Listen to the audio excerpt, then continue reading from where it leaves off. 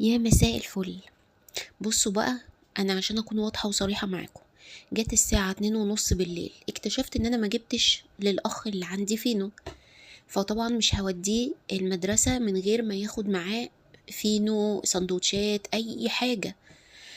فلقيت عندي دقيق، قلت بس انا خلاص طالما لقيت عندي دقيق الموضوع متحل. قلت هعمل له سندوتشات، يعني هعمل له باتيه، يعني هعمل له اي حاجة ان شاء الله ياخدها معاه المدرسة.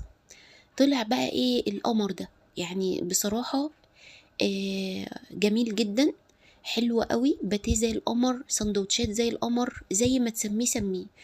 سهل وبسيط وسريع ومن غير بيض ومن غير اي حاجة. عملته و... وما حرمتوش من حاجة. بصوا بقى، تعالوا نشوف الوصفة معايا. بجد لطيفة وجميلة، وبربع ازازة زيت فقط لا غير، والله يعني هي اللي كانت عندي حقيقي.